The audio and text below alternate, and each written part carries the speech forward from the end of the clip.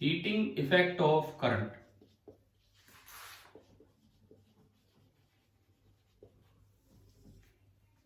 देखो, सबसे पहली बात, अगर कोई आर रजिस्टर है, उसमें से आई करंट जाता है किसी टी टाइम के लिए, तो जो हीट वहां जनरेट होती है, मैं अगर उसे एच से डिनोट करूं, यू कैपिटल क्यू एच कुछ भी बोल सकते हैं, जो हीट वहां जनरेट होती है उसका फॉर्मूला होता है I square into R into T. ये जूल के 3 लॉज थे, उनको कंबाइन करके ये फॉर्मूला बना, जूल्स लॉ ऑफ हीटिंग। या फिर इसी को यूं भी लिख सकते हैं, अगर इसके पास वोल्टेज V है तो V square by R into T, या फिर V into I into T. ये हमने कल वाले वीडियो लेक्चर्स में आपको बता दिया था कि हीट जनरेशन के ये फॉर्मूले हैं। दूसरी बात, जो पावर होती है, power that is energy per unit time, तो पावर के जो 3 फॉर्मूले बनते हैं, पावर के जो 3 फॉर्मूले बनेंगे, इन सब में से टी हटा दो, तो एक फॉर्मूला आई स्क्वायर आर, एक formula V square by R, और एक फॉर्मूला वी इंटू आई। ये इलेक्ट्रिकल पावर के 3 फॉर्मूले हैं, और ये जो हीट जनरेट हुई उसके 3 फॉर्मूले। एक्सपेरिमेंटली ये रूल बनाए गए थे। अब कल जो हो चुका लेक्चर्स में वो तो ठीक है, वीडियो लेक्चर्स में, उसके अलावा अगर मैं आपको बताऊं तो आज हम शुरुआत यहां से करेंगे कि कोई भी एक अप्लायंस है, उसकी रेटिंग का क्या मतलब है। रेटिंग ऑफ इलेक्ट्रिक अप्लायंस, कोई भी एक इलेक्ट्रिक अप्लायंस है, उसकी रेटिंग का क्या मतलब है, ये हम देख रहे होंगे। जैसे सपोज कीजिए कोई बल्ब ही आपको दिया गया है, सिंपली मुझे कोई बल्ब दे दिया, ये है, ये एक इलेक्ट्रिक बल्ब दिया गया है, और इसके ऊपर कुछ लिखा होगा वोल्ट में और कुछ लिखा होगा वॉट में। पावर की जो एसआई यूनिट होती है that is what, symbol capital W. तो यहां पे कुछ चीज वोल्ट में लिखी होगी, कुछ वॉट में, उसको हम बोलते हैं वीएस एंड डब्ल्यू, ये इनके सिंबल होते हैं। वीएस को नाम दिया जाता है स्पेसिफाइड वोल्टेज, वीएस को नाम दिया जाता है स्पेसिफाइड वोल्टेज, एंड डब्ल्यू को नाम दिया जाता है voltage, specified voltage end voltage. इनका मतलब सुने क्या है, स्पेसिफाइड वोल्टेज एंड वोल्टेज, इनका मतलब क्या है। स्पेसिफाइड वोल्टेज का मतलब है कि ज्यादा से ज्यादा इतनी वोल्टेज आप इस अप्लायंस के क्रॉस लगा सकते हो, इससे ज्यादा वोल्ट आई तो ये खराब हो जाएगा, इससे ज्यादा ये सहन नहीं कर पाएगा। मैक्सिमम वोल्टेज जो आप इसको दे सकते हैं वो है स्पेसिफाइड वोल्टेज। अच्छा, वोल्टेज का क्या मतलब है कि ये अप्लायंस या तो इतनी पावर करेगा कंज्यूम या फिर इससे कम। वोल्टेज का मतलब होता है कि मैक्सिमम पावर जो ये अप्लायंस कंज्यूम कर सकता है, मैक्सिमम पावर जो ये अप्लायंस कंज्यूम कर सकता है, और ये कब कंज्यूम करेगा इतनी, जब आपने वीएस वोल्टेज इसके पास अप्लाई की है। यानी कि W is the power consumed, W is the power consumed when applied voltage is Vs। पूरी स्पेसिफाइड वोल्टेज, जितनी वोल्टेज आप अप्लाई करोगे तो उस वक्त ये जो पावर कंज्यूम करेगा उसे हम बोलते हैं वोल्टेज। अब एक चीज समझते हैं यहीं से, रेटिंग से ही। मान लीजिए आपको कोई बल्ब दिया गया है, आपको कोई भी बल्ब दिया गया है और उसकी स्पेसिफाइड वोल्टेज है Vs एंड उसकी वोल्टेज है W, ये है। मैं अगर उसे पूरा Vs वोल्टेज पे ऑपरेट करूं, फुल Vs वोल्टेज पे, तो जो पावर वो कंज्यूम करेगा that will be equal to W। पूरी Vs वोल्टेज पे अप्लाई किया, इसे ऑपरेट किया, तो जो पावर कंज्यूम करेगा दैट विल बी W। अब ये पूरी वोल्टेज तो यहां आई रही है, और तो कोई तीसरा एलिमेंट है ही नहीं इसमें। तो जब आपको वोल्टेज पता है और इसकी रेजिस्टेंस फिलामेंट की मान लो R है, तो पावर का फॉर्मूला होता है Vs स्क्वायर अपॉन R। तो फिलहाल पावर का फॉर्मूला होता है V स्क्वायर अपॉन R, और हमें यह पता है कि when V is equal to V S, P is equal to W। आपने इसमें पुट किया तो W is equal to V S square by R, and यहां से मेरे पास R निकालने का एक तरीका आ गया, we S square upon W। ये इसका रेजिस्टेंस निकालने का एक मेथड हो गया, we S square upon W। मतलब अगर कभी भी आपको रेटिंग दे रखी हो, V S specified voltage, voltage W, आपसे पूछा जाए बल्ब का रेजिस्टेंस कितना है फिलामेंट का, तो रेजिस्टेंस का सीधा फॉर्मूला है V S square upon W। For example जैसे मान लो कहीं पे यूं बल्ब आ जाए कि भाई ये कोई बल्ब था और इसके बारे में लिखा गया है 250 वोल्ट 100 250 वोल्ट 100 वोल्ट, बताओ इसकी रेजिस्टेंस कितनी है। डायरेक्ट ये पूछ लिया जाए हमसे, इसका फिलामेंट जो है उसकी रेजिस्टेंस कितनी है। 625 देखो फॉर्मूला लगाया वी एस का स्क्वायर अपॉन W, तो ये 2 जीरो से 2 जीरो कटेंगे और आपने सही जवाब दिया 625 ओम। यानी कि इस तरह से हम इसका रेजिस्टेंस पता लगा सकते हैं कि भाई किसी भी अप्लायंस का अगर रेटिंग दे रखी है तो उससे रेजिस्टेंस का पता लग जाएगा।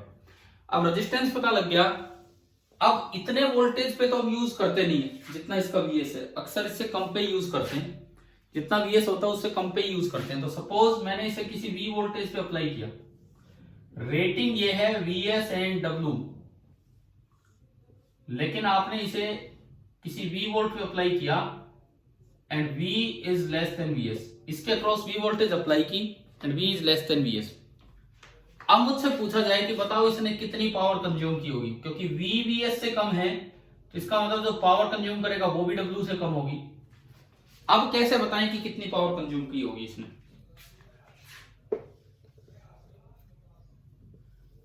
हमारे पास पावर का फॉर्मूला है कि अगर आपको वोल्टेज पता है, अगर आपको इसके पास वोल्टेज पता है, V अप्लाई की है, रेजिस्टेंस अगर इसका R है, तो पावर का फॉर्मूला होता है V square upon R।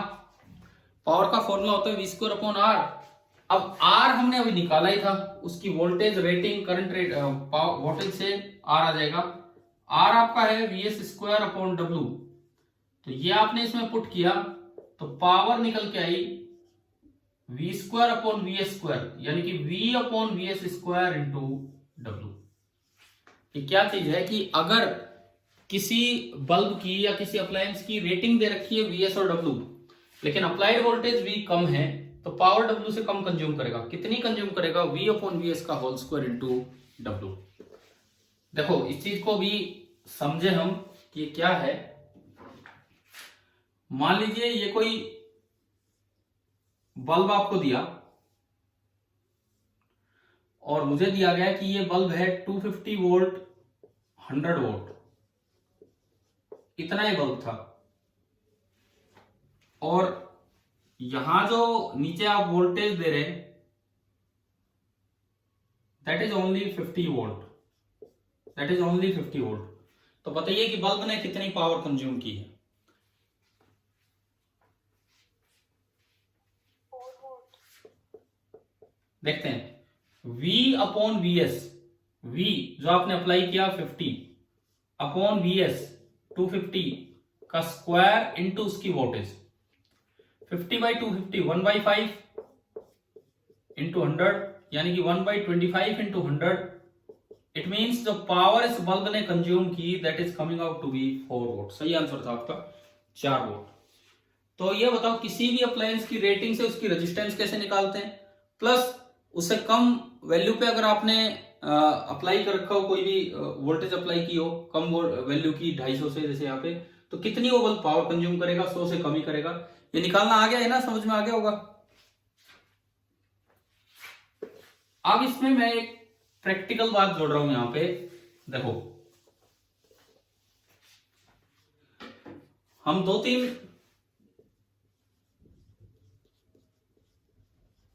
Practical observations यहां इंक्लूड करेंगे।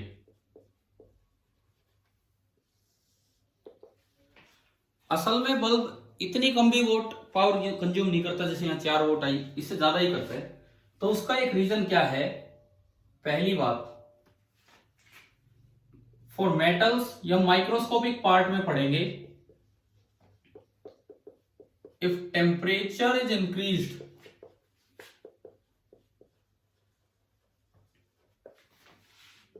Then resistance increases. मेटल्स में अगर आपने टेम्परेचर इंक्रीज कर दिया तो रेजिस्टेंस इंक्रीज होती चलेगी। अगर आप इस बल्ब को मैक्सिमम वोल्टेज पे अप्लाई कर रहे होते, मैक्सिमम वोल्टेज इसको अप्लाई कर रहे होते, तो इसका टेम्परेचर मैक्सिमम होता, क्योंकि बहुत ज्यादा करंट जा रहा है, बहुत ज्यादा पावर जनरेट कंज्यूम हो रही है यहाँ पे, इसका टेम्परेचर फिलहाल मैक्सिमम होता, और इसकी वोल्टेज एंड स्पेसिफाइड वोल्टेज है वीएस एंड डब्ल्यू, ये है। तो हमने कहा था कि इस वक्त तो ये पावर कंज्यूम करता है डब्ल्यू, एंड इस वक्त आर होता है वीएस स्क्वायर अपॉन डब्ल्यू। लेकिन ये तो तब था जब अप्लाइड वोल्टेज V बराबर हो Vs, ये तो तब था जब अप्लाइड वोल्टेज V बराबर हो Vs। लेकिन अगर अप्लाइड वोल्टेज V कम है Vs से, तो ये जो बल्ब है, आपने किसी V वोल्टेज पे इसको यूज किया VSW। अब बताओ टेम्परेचर यहां से कम होगा उधर या ज्यादा होगा यहां पे, बोलो। आप कम वोल्टेज पे यूज कर रहे हैं, करंट कम आ रहा है, पावर कम जनरेट हो रही है, तो टेम्परेचर भी उधर के मुकाबले लो होगा। और मेटल्स में अगर टेम्परेचर ज्यादा होता है तो रेजिस्टेंस ज्यादा होती है, यानी कि टेम्परेचर कम होगा तो रेजिस्टेंस कम होगी। इसका मतलब क्या है कि इस वक्त जो रेजिस्टेंस होगी वो पूरी इतनी नहीं होगी Vs square upon W, but it will be less than Vs square upon W, it will be less than Vs square upon W. अब आप तो पावर कंज्यूम का फॉर्मूला लगा रहे थे V स्क्वायर, क्योंकि पूरा V वोल्टेज आ रही है, V स्क्वायर बाई आर, और हमने तो R की वैल्यू सीधी पुट कर दी थी Vs स्क्वायर अपॉन डब्ल्यू, जिससे एक फॉर्मूला आ गया पावर कंजप्शन का कि V अपॉन Vs का होल स्क्वायर इंटू डब्ल्यू, जो 4 वोल्ट निकल के आ गई थी। लेकिन प्रैक्टिकली तो इस समय जो R है, आप Vs तो पूरा अप्लाई कर ही नहीं रहे, तो टेम्परेचर कम होगा तो रेजिस्टेंस भी इससे कम होगी जो यहां होनी चाहिए थी। तो अगर R उससे कम होगा तो पावर जो आपने निकाली उससे ज्यादा होगी। इट मींस अब जो पावर कंज्यूम्ड होगी this will be greater than V upon Vs square into W. आप बताएं क्या ये पहला प्रैक्टिकल पॉइंट समझ में आ गया है कि नहीं हीटिंग इफेक्ट में? सर एक बार फिर से बता दो। देखिए पहले ये बताओ, क्या ये फॉर्मूला अभी समझ में आ गया था? P is equal to V upon Vs का स्क्वायर इंटू डब्ल्यू, ये कैसे आया? Yes sir. ठीक है, ये फॉर्मूला जब हमने अप्लाई किया तो हमने क्या किया, रेजिस्टेंस तो उस वक्त निकाल ली बल्ब की जब पूरी Vs वोल्टेज आपने अप्लाई की है, पूरी W पावर वो कंज्यूम कर रहा है, यानी कि बल्ब का टेम्परेचर मैक्सिमम है, फिलामेंट का टेम्परेचर मैक्सिमम है, तो उस वक्त रेजिस्टेंस ये थी। लेकिन बल्ब तो उतने टेम्परेचर पे गया ही नहीं, आप तो कम वोल्ट पे अप्लाई कर रहे हो, तो टेम्परेचर थोड़ा कम होगा। और हम माइक्रोस्कोपिक पार्ट में पढ़ेंगे कि मेटल्स में टेम्परेचर ज्यादा होता है तो रेजिस्टेंस ज्यादा होती है, टेम्परेचर कम होगा तो रेजिस्टेंस कम होगी। तो फिलहाल टेम्परेचर कम है, तो क्या इस बल्ब की रेजिस्टेंस इतनी है या इससे कम है? इस समय जब आप V वोल्ट पे अप्लाई कर रहे हो तो बल्ब की रेजिस्टेंस इतनी होगी या उससे कम होगी उधर? बोलिए, जवाब दीजिए। देखिए आप जवाब दीजिए कि जब यहां पे मैं कम वोल्टेज अप्लाई कर रहा हूं, कम करंट होगा, कम पावर कंज्यूम होगी डब्ल्यू से, तो इसका मतलब टेम्परेचर भी कम होगा। और मेटल्स में अगर टेम्परेचर कम होता है तो इसका मतलब रेजिस्टेंस कम होगी।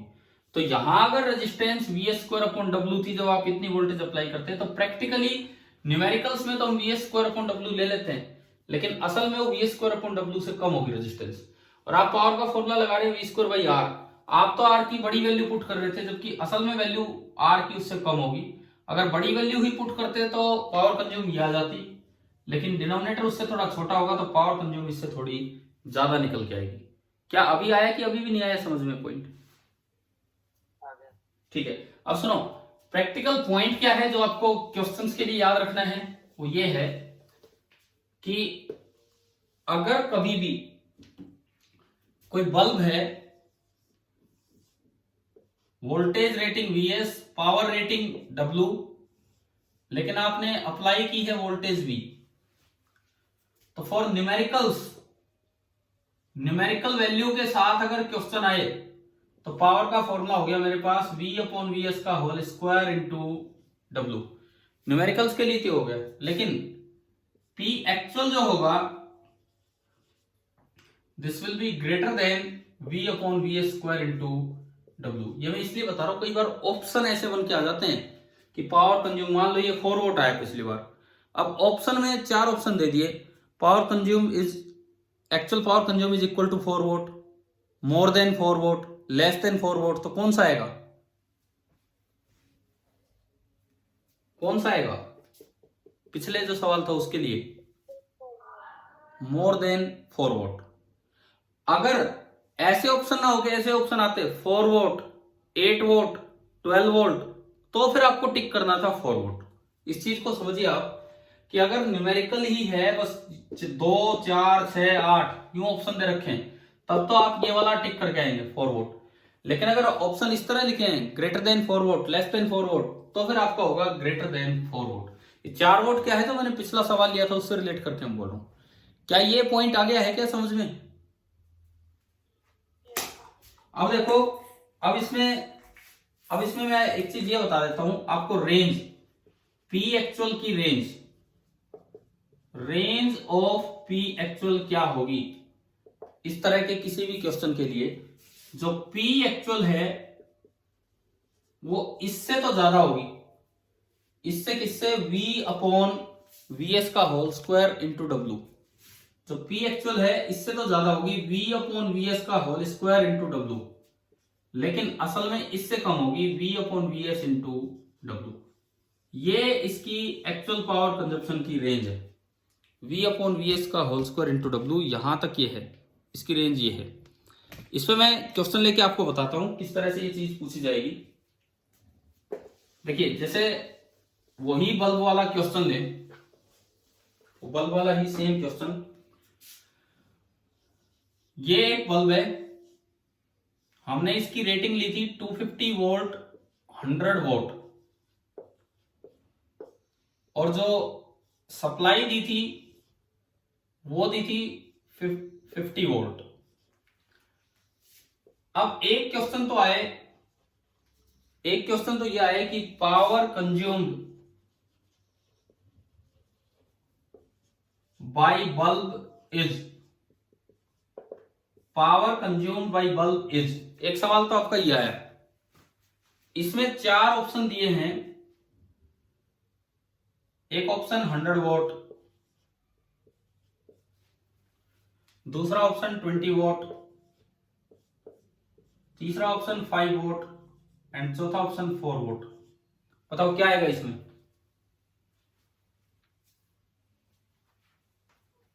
कौन सा सही है? 20 वोट। ये तो अभी करवाया था मैंने सवाल। P का फॉर्मूला है V/Vs का होल स्क्वायर इंटू W, ये फॉर्मूला था। तो V/Vs 50/250 का होल स्क्वायर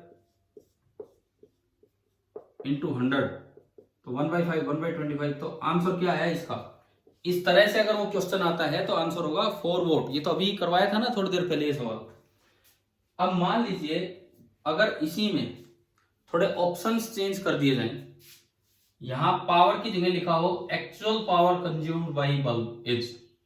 अब 4 वोट तो था ही इसका आंसर, लेकिन ऑप्शन इस तरह से आ गया equal to 4 vote.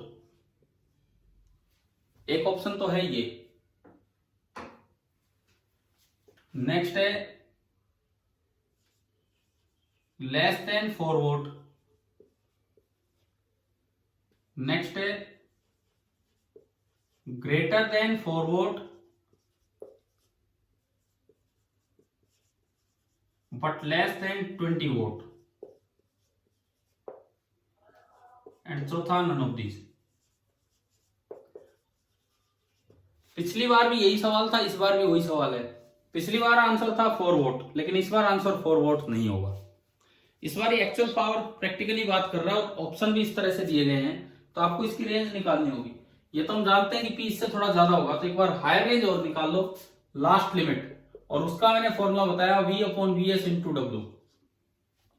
V upon V S into W कितना हुआ? 20। 50 अपॉन 250 इंटू 100, यानी कि जो P एक्चुअल होगा इस क्वेश्चन में, जो P एक्चुअल होगा वो 4 वोल्ट से ज्यादा होगा और 20 वोल्ट से कम होगा। लेकिन अगर ये वैसे न्यूमेरिकल की तरह आता है तो आंसर आपका होता 4 वोल्ट। अभी बताओ क्या ये पॉइंट क्लियर हो गया कि नहीं सभी को, कि पावर कंज्यूम कैसे देखना होता है? हाँ जी, क्लियर है सभी को ये वोल्टेज और इस तरह से?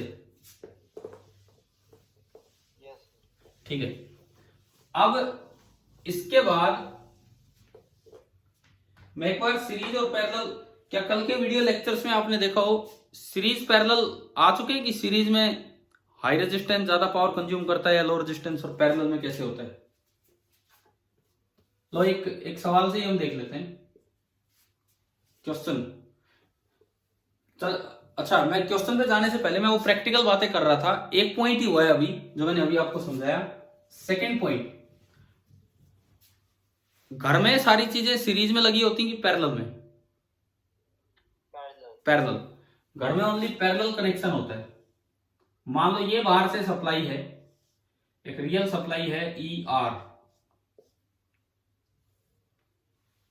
एक डिवाइस आपने यहां लगा दिया, हर डिवाइस की कुछ ना कुछ रेजिस्टेंस होगी। ये पहली डिवाइस है R1, एक डिवाइस आपने यहां लगा दिया R2, इस तरह लगते चलते हैं। सीरीज में क्यों नहीं लगाते हैं? घर में सीरीज कनेक्शन क्यों नहीं करते हैं बताओ? अगर एक अप्लायंस फ्यूज हो गया तो सारे। हाँ सही बात। अगर मान लो एक कोई बल्ब भी फ्यूज हो गया तो एक एक चीज घर की चेक करनी पड़ेगी, क्या ये पंखा खराब है, क्या वो मशीन खराब है, क्या है क्या नहीं, तो बड़ी भारी दिक्कत हो जाएगी। और दूसरी चीज, सीरीज में वोल्टेज बढ़ जाती है। 10 अप्लायंस लगा दिए, 220 वोल्ट घर में आ रही, कोई 22 वोल्ट लेके बैठे होंगे, मतलब कोई कुछ कर ही नहीं रहा होगा। पंखा आप जिसको गिनते रहो आराम से यूं चलेगा, इतनी कम वोल्टेज आ रही होगी सबके पास। लेकिन पैरेलल में पूरी वोल्टेज आती है। अब मैं एक कॉमन सा ऑब्जर्वेशन देखता हूं। देखो मैं प्रैक्टिकल 2-3 पॉइंट आपको बता रहा हूं। पहला पॉइंट मैंने बताया कि जो बल्ब है वो वैसे तो फॉर्मूला है वो 4 वोल्ट निकल के आया, लेकिन एक्चुअल पावर कंज्यूम उससे ज्यादा होगी, तो वो कैसे निकाली वो बताया। दूसरा सुनो, क्या आपने कभी ये ऑब्जर्व किया है, पहले तो बहुत होता था, अब भी शायद देखा हो आपने, कि घर में कोई हैवी अप्लायंस आप कनेक्ट करते हो तो जो बल्ब जले हुए हैं वो थोड़े डिम हो जाते हैं। देखा है या नहीं देखा है ऐसा कुछ? क्या होता है देखो, घरों में अगर जिसके घर में वो लट्टू वाले बल्ब लगे हों येलो कलर के, तो उसमें तो बड़ा क्लियर ऑब्जर्व होती है ये चीज। आपने हीटर जला दिया, हीटर ऑन कर दिया, हीटर ऑन किया तो वो बल्ब थोड़ा डिम हो जाएगा। पहले क्या होता था, ये ट्यूबलाइट वो होती थी जब वाली ट्यूबलाइट, जब वाली ट्यूबलाइट देखी आपने? नो सर, अरे किसी के तो घर में होंगी। आजकल तो क्या होता है, आप बटन ऑन करते हो, इलेक्ट्रॉनिक चौक है, तुरंत ही ऑन हो जाती है। पहले ट्यूबलाइट ऐसे ऑन नहीं होती थी, आपने शायद देखी हो, नहीं देखी हो तो अपने पापा से मम्मी से पूछना। ऑन करके वो जब करती रहती थी, फिर थोड़ी देर बाद वो ऑन होती थी। अगर ऑन नहीं हो पा रही है तो हम कुछ और कमरों के बटन वगैरह ऑफ करके आते थे, पहले वो बंद करो जब ये ऑन होगी, फिर उनको ऑन कर लो, तो ये बस थोड़ी डिम हो जाती थी लेकिन ऑफ नहीं होती थी। इस तरह का सिस्टम होता था। तो ये क्या कारण क्या है, जब आप पैरेलल में कोई चीज नहीं कनेक्ट करोगे तो बाकी चीजों के डिम होने का क्या कारण है? मैंने पैरेलल में कोई R3 कनेक्ट किया तो R1 R2 डिम हो गए, मतलब इनके पास पावर थोड़ी सी कम होगी। इसका क्या रीजन होता है?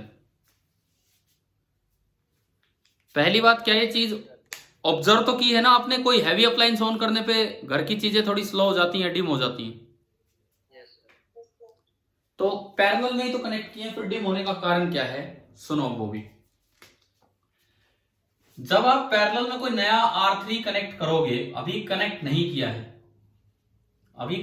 किया है, इसमें से करंट जा रहा था I, जैसे ही R3 कनेक्ट करोगे, बताओ रेजिस्टेंस सर्किट का बढ़ा है कि कम हुआ है? कम हुआ है, क्योंकि पैरेलल से रेजिस्टेंस कम होता है। अगर इस सप्लाई के पास रेजिस्टेंस कम हो गया तो करंट बढ़ेगा या कम होगा? इस बैटरी के अक्रॉस जो वोल्टेज थी ना, जो रेजिस्टेंस थी वो कम होगी। रेजिस्टेंस कम होने से करंट बढ़ता है कि कम होगा? रेजिस्टेंस किसी सर्किट का कम हुआ है तो इससे करंट सर्किट में बढ़ेगा या कम होगा? कम। कम कैसे होगा? किसी भी सर्किट का अगर रेजिस्टेंस कम हुआ है तो करंट तो बढ़ेगा। I was equal to V by R. कहीं भी वोल्टेज वी है, करंट आई है, तो अगर आप आर कम कर रहे हो, आर का मतलब ही क्या था? Opposition to current. अगर आर कम कर रहे हो तो बदले में आई क्या होगा? ज्यादा होगा। देखिए, ऑन कनेक्टिंग R3 कनेक्ट करने पे resistance R equivalent decreases. R equivalent decreases का मतलब है कि जो करंट बाहर से आ रहा था वो क्या हो गया होगा? इंक्रीज। क्लियर है कि नहीं ये बात? बताइए। आई होता है वी बाई आर इससे। ठीक है, अब देखो, ये आई बढ़ा, ये एक सोर्स है। सोर्स की सप्लाई वोल्टेज क्या होती है? E माइनस आई आर की E plus I R? Source की सप्लाई वोल्टेज क्या होती है? E माइनस आई आर की E plus I R? E minus I are. तो I बढ़ा है, तो E माइनस आई आर कम होगा या ज्यादा होगा? बताइए। I बढ़ने से E माइनस आई आर, अगर I बढ़ा है तो E minus I are decrease कर जाएगा। तो यानी कि सबके पास जो वोल्टेज पहुंच रही थी वो थोड़ी कम होगी। सबके पास voltage E minus I R ही जा रही थी पैरेलल में, और I बढ़ने से वोल्टेज कम होगी, इसीलिए हर एक चीज थोड़ी थोड़ी डिम हो जाती है। मैं एक बार दोबारा रिपीट करता हूं, आप देखिए कि क्यों हैवी अप्लायंस कनेक्ट करने से नॉर्मल जो चीजें काम कर रही थी वो थोड़ी डिम हो जाएंगी, कम पावर कंज्यूम करने लग जाएंगी। इसका कारण क्या है कि जैसे आप पैरेलल में कोई चीज कनेक्ट करोगे, पैरेलल में कोई चीज कनेक्ट करते ही जो overall resistance of the circuit है वो कम होगा, तो जो ओवरऑल करंट बाहर से आ रहा होगा वो बढ़ेगा। अगर सप्लाई से करंट बढ़ता है तो उसकी वोल्टेज जो देगी सप्लाई वो कम हो जाएगी, E माइनस आई आर होती है। आई बढ़ा तो E माइनस आई आर कम हो गया, यानी कि सबके पास अब कम वोल्टेज आ गई, और सबके पास कम वोल्टेज आ गई तो हर एक चीज जो पावर कंज्यूम कर रही थी, सबके पास वोल्टेज सेम है, तो V square by R one, दूसरे की V square by R two, तीसरे की V square by R three, R one R two R three तो सेम है, लेकिन वी कम हो गया तो सबकी पावर कंजम्पशन भी कम होगी। बताओ, ये 2 पॉइंट आ गए ना समझ में? ये वाला पॉइंट ठीक है। अब आप ये देखिए, जो आगे बढ़ने से पहले जो आज का जो सीपीपी था जो आपके लिए दिया था 6 सवालों का, उसके लिए मैं आपको ये बता देता हूं। वैसे कल के वीडियो लेक्चर्स में शायद ये चीज आई है। Commercial unit of electric energy क्या होती है? Kilovolt hour. हाँ, जिसमें हमारे घर का बिल आता है, बिजली का जो बिल आता है, किलो में के छोटा, डब्ल्यू बड़ा, फिर स्पेस और फिर एच, किलोवाट आवर। ये पावर की यूनिट नहीं है, वॉट तक तो पावर था, लेकिन इनटू टाइम एनर्जी होगी। 1 किलोवाट आवर का मतलब है 1000 watt hour. 1000 watt hour, 1000 watt hour का मतलब है, वोट का मतलब होता है जूल पर सेकंड, और 1 घंटे का मतलब होता है 3600 सेकंड। तो ये बन जाता है, सेकंड से सेकंड गया, 3.6 इंटू 10⁶ जूल। तो 1 किलोवाट आवर का ये मतलब होता है इतनी एनर्जी। इसको 1 यूनिट ऑफ इलेक्ट्रिसिटी भी बोल देते हैं। 1 unit of electricity, 1 board of trade unit, ये सारे नाम है। आपके घर पे जब जैसे बिल आता होगा, 2 महीने में आता होगा या 1 महीने में, जैसे भी आता है, कभी ये सुना है कि कितनी यूनिट बिल आया है? घर पे ही कभी डिस्कस हुआ हो आपस में, या सुना हो किसी को बोलते हुए, कोई 100 यूनिट आया, 200 यूनिट आया, 500 यूनिट आया, कभी ये डिस्कस तो होता होगा, सुना तो होगा एटलीस्ट ये। तो वो जो बिल आता है वो इन यूनिट्स में होता है। अब 1 यूनिट का मतलब है कि 36 के आगे 5 जीरो लगा दो। इकाई, दहाई, सैकड़ा, हजार, 10,000, लाख, 10 लाख। 1 यूनिट का मतलब है कि 36 लाख जूल एनर्जी आप यूज कर गए। 1 यूनिट के मुश्किल से 10 से भी कम रुपए सरकार हमसे लेती है, 5 से 10 के बीच में। तो यानी कि 36 लाख जूल एनर्जी देके गवर्नमेंट हमसे 5-10 रुपए ले रही है, तो उसका हम बिल भरते हैं। इतने सब्सिडाइज्ड बिजली होती है, उसका हम बिल भरते हैं। अब जो मीटर होता है, मीटर आपका इलेक्ट्रिक मीटर पावर मेजर करता है कि एनर्जी मेजर करता है? बताइए। एनर्जी, पावर मेजर का कोई मतलब नहीं होता। कितनी देर में कितनी एनर्जी यूज हुई, एक महीने में कितनी एनर्जी यूज की, वो ये मेजर करते हैं। आपको थोड़ा सा आइडिया होना चाहिए कि आपके घर का बिल लगभग क्या आता है, कितनी यूनिट्स आता है। मैं पैसे की बात नहीं कर रहा हूं, पैसे की बात मैं नहीं कर रहा हूं, कितने रुपए का आता है, कितनी यूनिट्स का बिल आता है। कम से कम आज पूछना अपने घर पे कि भाई कितनी यूनिट बिल आ रहा है। अब आप ये सोचो, अगर मैं मिनिमम बोल रहा हूं, इतना कम होगा नहीं, अगर मैं केवल 100 यूनिट बोलूं, केवल 100 यूनिट, तो इसका मतलब आप इसके आगे 2 जीरो और लगा लो, 36 करोड़ जूल एनर्जी आप 100 यूनिट के साथ खर्च कर गए हैं। तो उस चीज का हम बिल दे रहे होते हैं। ये इन पे भी कुछ क्वेश्चंस आपके उसमें सीपीपी में दिए गए थे। मैं एक बार उस चीज पे आता हूं। देखो, थोड़ा हम डिस्कशन ले रहे हैं भैया, आपने किसी ने ट्राई किया नहीं किया कोई बात नहीं। इसमें 6 सवाल है।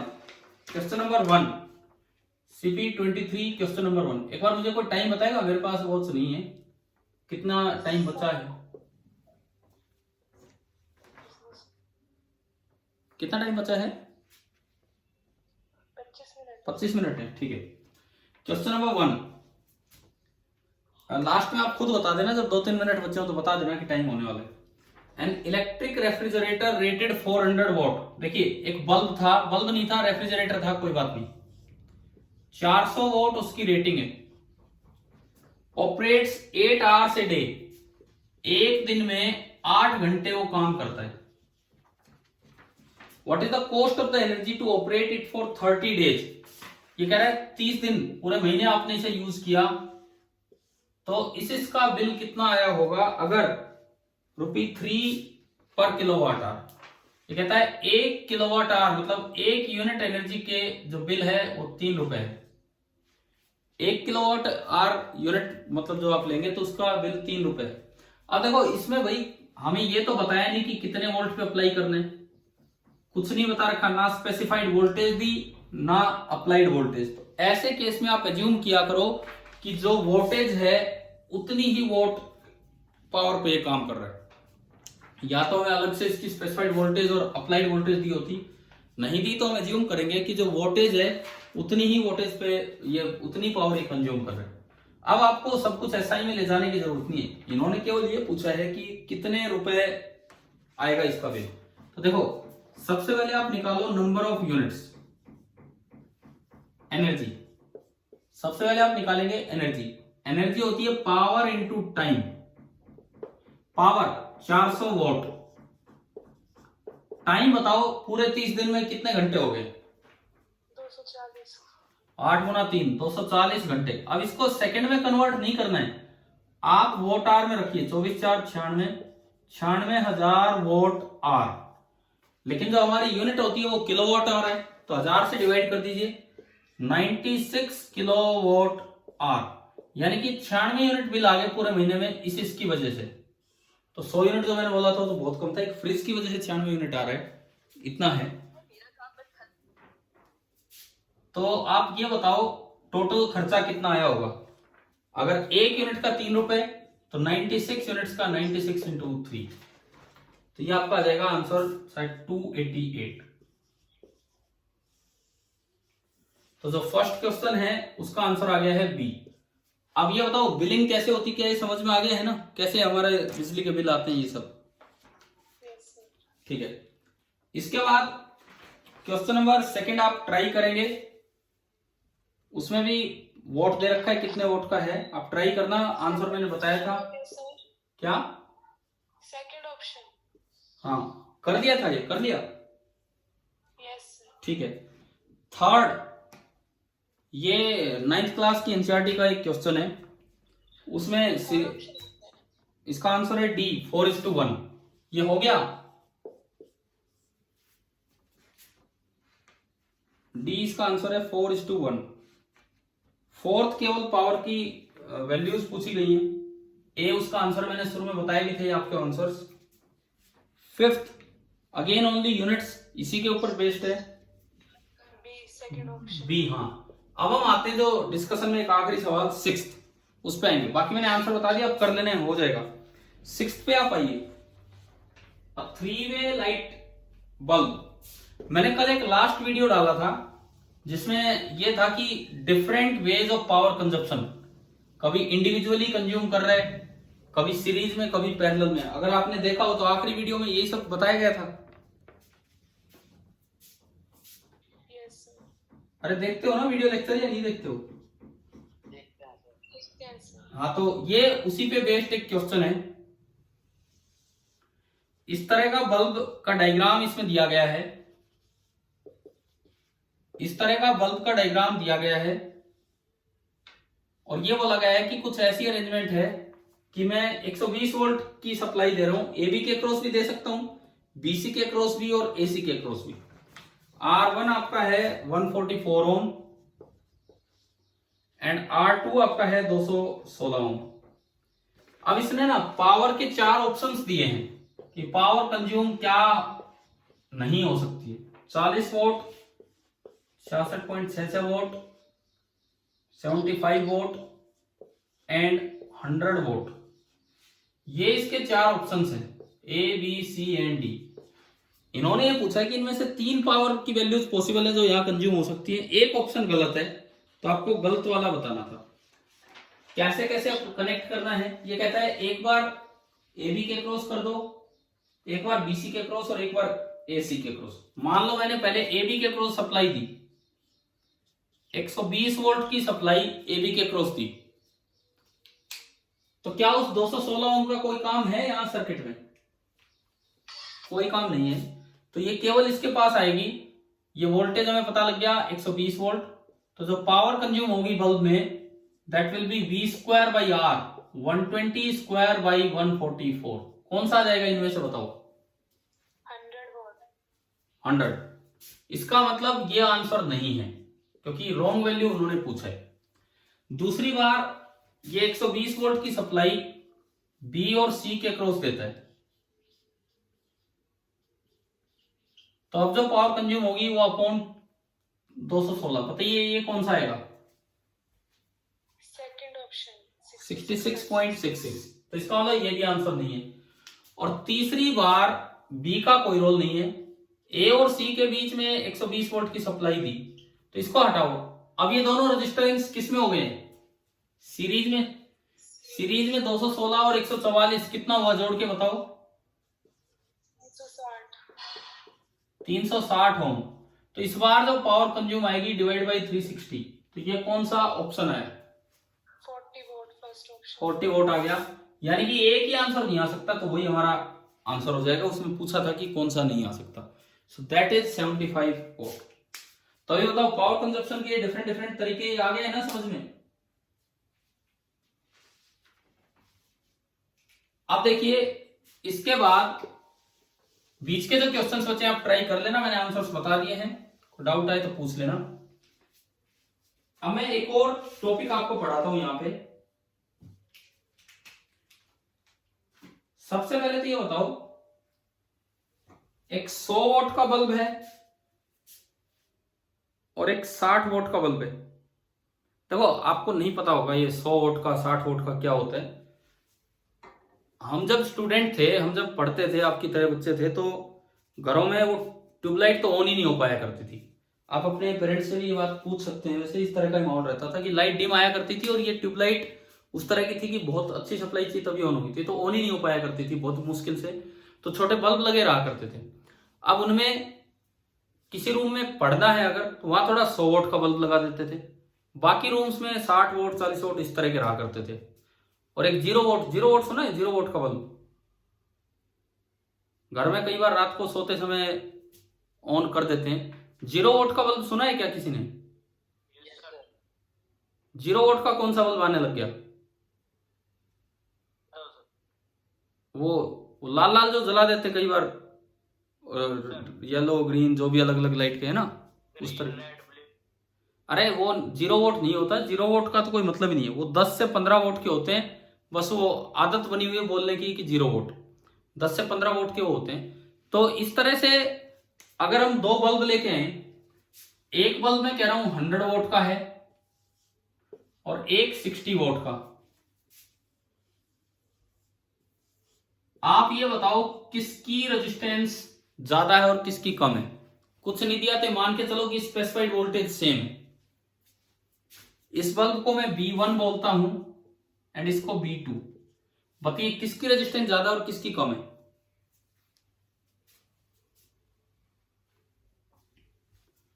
दोनों की स्पेसिफाइड वोल्टेज सेम है Vs। बताओ कैसे कैसे देखते हैं रेजिस्टेंस, रेटिंग से रेजिस्टेंस कैसे निकालते थे? VS square by W। और ये होगा Vs स्क्वायर बाई 100। अब बता दो किसकी रेजिस्टेंस ज्यादा और किसकी कम है? 60 वोल्ट वाली ज्यादा है। हाँ, R1 is greater than R2। जो कम वोल्टेज का जो बल्ब होता है उसकी रेजिस्टेंस ज्यादा होती है अगर स्पेसिफाइड वोल्टेज सेम है। और ये आप देख भी सकते हो, अगर वो बल्ब लिए हो पुराने घर पे कहीं रखे हो उस तरह के, वो ट्रांसपेरेंट होते थे, उनमें अंदर फिलामेंट दिखता था, एम शेप का बना रहता अंदर। देखा है कभी बल्ब के अंदर एम तरह का वो एक फिलामेंट बना रहता है? तो जो 100 वोल्ट वाला होता है उसका फिलामेंट थोड़ा थिक होता है, थिक, उसकी मोटाई ज्यादा होती है। 60 वोल्ट वाले का थिन होता है। अब रेजिस्टेंस का एक फॉर्मूला जो माइक्रोस्कोपिक पार्ट में भी लेंगे, वैसे यूज भी कर चुके हैं, रो एल अपॉन ए। अगर एरिया ज्यादा होगा तो रेजिस्टेंस कम होगी। 100 वोल्ट वाले का फिलामेंट थिक होता है, 60 वोल्ट वाले का फिलामेंट थिन होता है, तो एरिया ज्यादा है तो इसलिए इसकी रेजिस्टेंस कम है। इस तरह भी आप देख सकते हो, नहीं तो रेटिंग से भी। तो 100 वोल्ट वाले की मतलब जितनी ज्यादा वोल्टेज होगी उतना ही रेजिस्टेंस कम होगा। अब मेरा सवाल यह है, पहला सवाल, मैंने दोनों बल्ब्स को सीरीज में कनेक्ट कर दिया,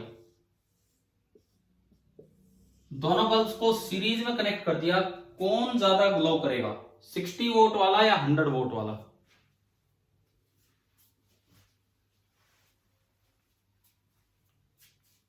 कौन सा बल्ब ज्यादा ग्लो करेगा? 100 वाला। 100 वोल्ट। नहीं, देखो बिल्कुल गलत जवाब दे रहे हो। इधर सुनो, पावर के 3 फॉर्मूले हैं, V into I, V square by R या I square R. V into I में तो कंपैरिजन नहीं हो रहा क्योंकि हम तो रेजिस्टेंस से देखना चाह रहे हैं। हमें अभी पता लगा था कि इसकी रेजिस्टेंस ज्यादा है और इसकी रेजिस्टेंस कम है, तो R वाला एक ये फॉर्मूला है और एक ये फॉर्मूला। अब पहला फॉर्मूला कहता है कि power is inversely proportional to R, and दूसरा फॉर्मूला कहता है power is directly proportional to R। तो कौन सा सही होगा? डायरेक्टली वाला। क्यों? इनवर्सली वाला तब सही होता जब वोल्टेज दोनों के पास सेम होती, वो पैरेलल में होती है, क्योंकि V कांस्टेंट हो जाता तो हम ये बोल पाते। सीरीज कनेक्शन में करंट सेम होता है, करंट सेम होगा तो ये फॉर्मूला लगेगा।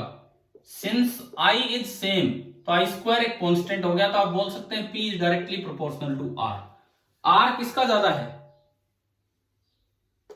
इधर 60 वोल्ट का। यानी कि अगर सीरीज में आपने 60 वोल्ट और 100 वोल्ट दो बल्ब लगा दिए तो 60 वोल्ट वाला ज्यादा ग्लो करेगा, 100 वोल्ट वाला कम। 60 वोल्ट वाला ज्यादा पावर कंज्यूम करेगा, 100 वोल्ट वाला कम पावर। अब अगर मैं यही चीज इनको मैं अगर पैरेलल में लगा दूं, अब अगर मैं इनको पैरेलल में लगा दूं,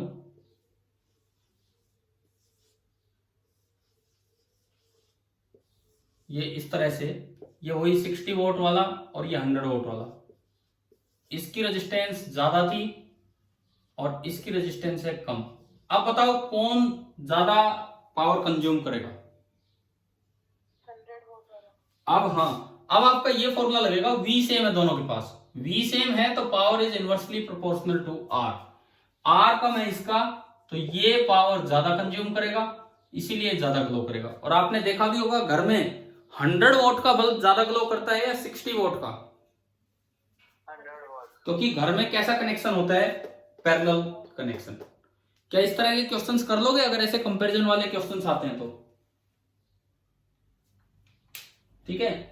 अब देखो, एक टर्म सीरीज और पैरेलल कॉम्बिनेशन में एक टर्म आती है इफेक्टिव वोल्टेज। सीरीज और पैरेलल कॉम्बिनेशन ये जो हम ले रहे हैं, इसमें एक टर्म आती है effective voltage, W effective. Effective voltage W effective, ये क्या होती है? ये देखिए, मान लीजिए मैं पहले पैरेलल लेता हूं क्योंकि वो समझना ज्यादा आसान है, आसानी से आपको दिख जाएगा। दो बल्ब थे, एक ये VSW1 और एक ये VSW2। मैं स्पेसिफाइड वोल्टेज सेम लेके चल रहा हूं। अगर दोनों पे, ये तो बनाया पैरेलल कॉम्बिनेशन और इधर मैं बनाता हूं सीरीज कॉम्बिनेशन। इस साइड में बना के चल रहा हूं सीरीज कॉम्बिनेशन कि एक बल्ब VSW1 और एक बल्ब VSW2। अब आप समझो कि इफेक्टिव वोल्टेज का क्या मतलब है। इफेक्टिव वोल्टेज का मतलब है कि जितनी इनकी स्पेसिफाइड वोल्टेज है VS, इस पूरे कॉम्बिनेशन के पास अगर VS वोल्ट अप्लाई कर दिया जाए, इस पूरे कॉम्बिनेशन के पास अगर VS वोल्ट अप्लाई कर दिया जाए, यहां भी और यहां भी पूरा VS अप्लाई कर दिया जाए, तो नेट पावर कंज्यूम कितनी करेगा ये कॉम्बिनेशन। VS क्या है, इसकी स्पेसिफाइड वोल्टेज, तो नेट पावर कंज्यूम कितनी करेगा उसे हम बोल दिया करते हैं इफेक्टिव वोल्टेज। इफेक्टिव वोल्टेज का मतलब आ गया ना समझ में, क्या होता है कि अगर दो बल्ब्स हैं, दोनों को आपने सीरीज में लगाया या दोनों को आपने पैरेलल में लगाया, जो अगर दोनों की वोल्टेज सेम है ना, सॉरी दोनों की स्पेसिफाइड वोल्टेज सेम है और आपने उतनी वोल्टेज कनेक्ट कर दी बाहर से, तो कितनी पावर ये कंज्यूम करेगा। अब इसमें बताओ W इफेक्टिव का क्या फॉर्मूला होगा, डायरेक्ट दिख रहा है यहां। VS बाहर से अप्लाई की तो बताओ इसके पास कितनी वोल्टेज आ रही है, VS या उससे कम, VS पूरी VS, और VS आने पे पावर कंज्यूम करेगा W1, इसके पास भी VS पावर W2, तो टोटल पावर कितनी कंज्यूम होगी सर्किट में।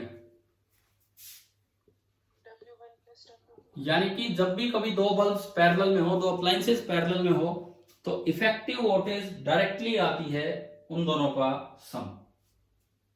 क्लियर। अब दूसरा उधर, उसमें क्या होगा, उसमें ऐसा फॉर्मूला बन जाएगा जैसे आप पैरेलल रेजिस्टेंस का लगाते थे, 1/W effective is equal to 1/W1 plus 1/W2। इधर ये फॉर्मूला है पैरेलल कॉम्बिनेशन ऑफ बल्ब्स में W इफेक्टिव। ये तो आपको डायरेक्ट समझ में आ ही गया कि भाई VS वोल्टेज आई दोनों के पास तो पावर कंज्यूम हुई। वहां बताओ वहां कम आएगी, क्यों, क्या इसके पास पूरी VS सप्लाई आई है, इसके पास नहीं आ रही, और इसके पास भी VS नहीं आई। यहां सप्लाई कुछ V1 आएगी एंड यहां सप्लाई कुछ V2 आएगी। V1 भी VS से कम है तो ये पावर W1 से कम कंज्यूम करेगा, ऐसे ये भी पावर W2 से कम कंज्यूम करेगा, तो जो टोटल पावर कंज्यूम हुई वो W1 प्लस W2 से कम होगी। लेकिन उसका फॉर्मूला ये होगा। अब ये आया कैसे, आप सोचो एक मिनट कि किस तरह से ये फॉर्मूला निकल के आया होगा। सबसे पहले बात, R1 कितना है, इधर की तरफ R1 VS square upon W1। R2 कितना है, R2 VS square upon W2। ये दोनों सीरीज में है, मैं इसको हटा देता हूं इधर वाले को, ये दोनों सीरीज में है। अगर दोनों सीरीज में है तो R इक्वलेंट होगा R1 plus R2। R1 plus R2 बनाओ VS square upon W1 plus VS square upon W2। तो R इक्वलेंट आया VS square common 1/W1 plus 1/W2। अब जो टोटल पावर कंज्यूम होगी उसे हम बोलेंगे W effective.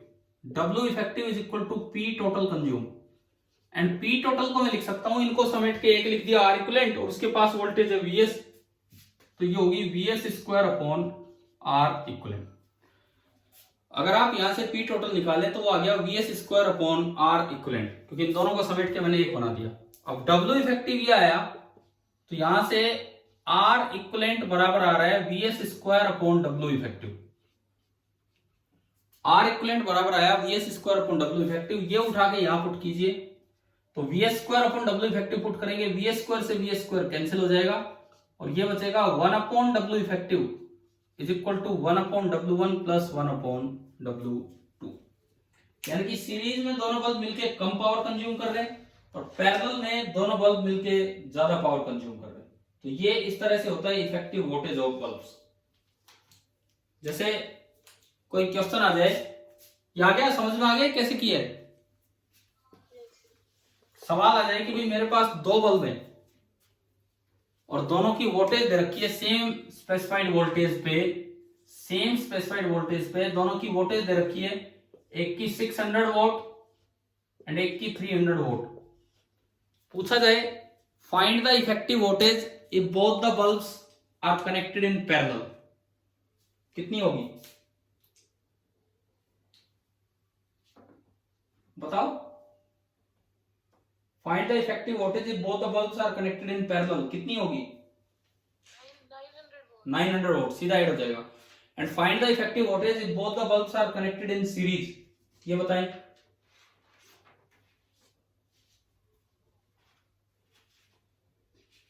Both the bulbs are connected in series.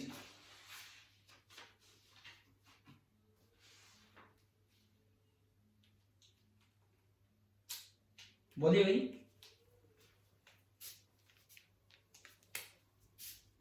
1/W effective, 200. हाँ 1/W1 plus 1/W2। हमें पता है कि ये फॉर्मूला इस तरह का आता है कि W effective is equal to W1 W2 upon W1 plus W2, और ये आपका निकल के आएगा 200 वोल्ट।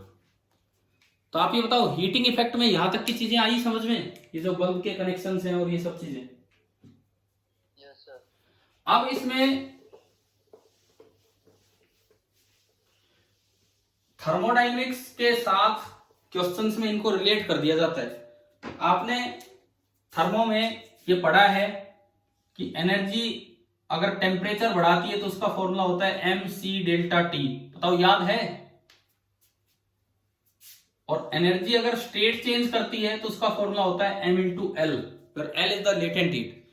तो ऐसे सवाल बना के दिए जा सकते हैं कि जिनमें हीट तो जनरेट करवाई करंट से I²RT और उससे टेम्परेचर राइज करवा लिया, पूछा कितना टेम्परेचर राइज करेगा, तो I²RT बराबर mc delta T, c is the specific heat.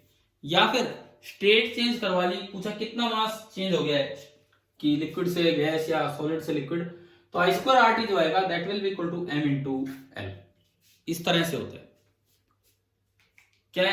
क्या यहां तक समझ में आ गया है ना? ऐसे क्वेश्चंस मैं आपको दूंगा उसमें HCV से करने के लिए।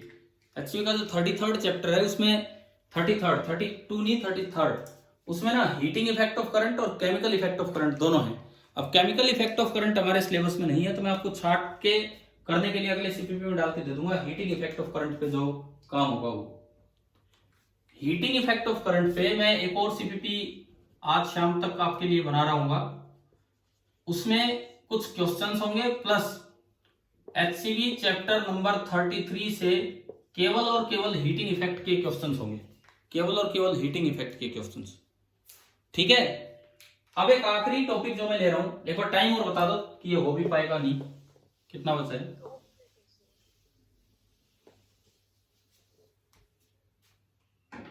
कितना टाइम बचा है? 2 मिनट। दो ओनली दो। अरे क्या, एक लास्ट टॉपिक आप इसमें सुनिए, मैक्सिमम पावर ट्रांसफर थ्योरम।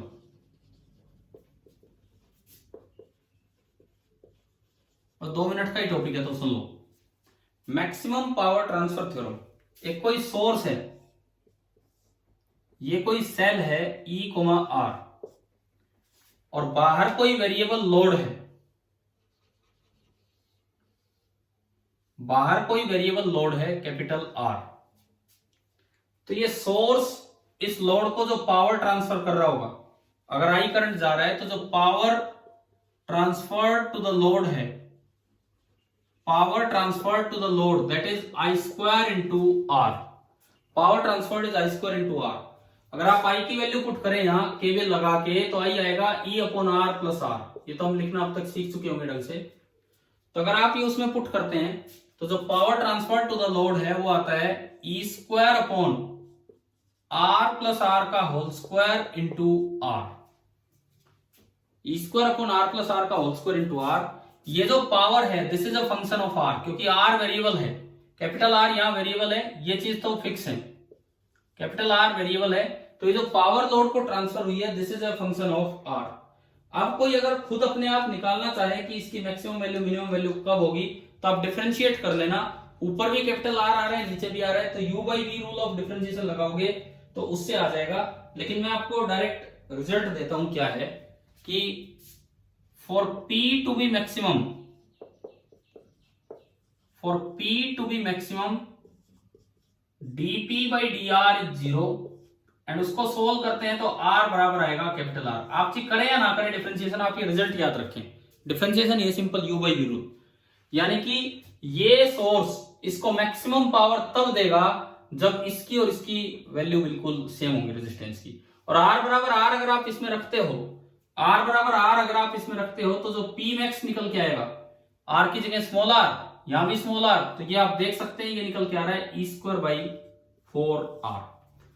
अब लास्ट में इसको अगर ग्राफिकली बताऊं आपको, कि जो भी रिजल्ट आया ग्राफिकली अगर मैं समझाऊं कि power transfer to the load R के साथ कैसे चेंज होता है, तो समझिए आखिरी काम है आज की क्लास का।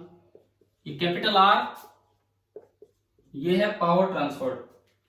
ये ग्राफ ऐसा होता है, यहां से स्टार्ट होगा, बीच में मैक्सिमम होगा और फिर इंफिनिटी पे जाके जीरो की तरफ जा रहा होगा। और ये पावर ट्रांसफर मैक्सिमम तब है जब कैपिटल R की वैल्यू स्मॉल r है और मैक्सिमम पावर ट्रांसफर्ड है E² बाई 4R। एक लास्ट रिजल्ट इस ग्राफ से जो आपको याद रखना है कि अगर कैपिटल R की एक वैल्यू आप लें R1 जो R से कम है और एक वैल्यू ले R2, इस तरह की कोई आप वैल्यू लेना चाह रहे हैं जहां दोनों पे सेम पावर ट्रांसफर हुई है लोड को, सेम पावर ट्रांसफर हुई है लोड को, E² बाई 4R तो P मैक्सिमम थी, वो तो तब थी जब कैपिटल R लोड की वैल्यू आपने स्मॉल r ली। एक वैल्यू R1 है और एक वैल्यू R2 है, ये दो ऐसी वैल्यूज हैं लोड की, R1 less than R, R2 greater than R, और दोनों पे सेम पावर ट्रांसफर हो रही है लोड को लेकिन कम हो रही है P मैक्स से। तो इन दोनों में रिलेशन ये होता है कि R1 into R2 is equal to R²। ये थ्योरम के सीधे रिजल्ट्स यूज होंगे, प्रूफ हमारे काम के इतने नहीं है, सीधे सीधे हमें रिजल्ट्स यूज करने। तो मैं आपको अब तो टाइम हो गया है, कुछ होमवर्क दूंगा शाम तक, आप कल तक वो ट्राई करके रखें जरूर अच्छे से, और कल हम फिर ये डिस्कशन के बाद माइक्रोस्कोपिक पार्ट की तरफ चलेंगे। Thank you.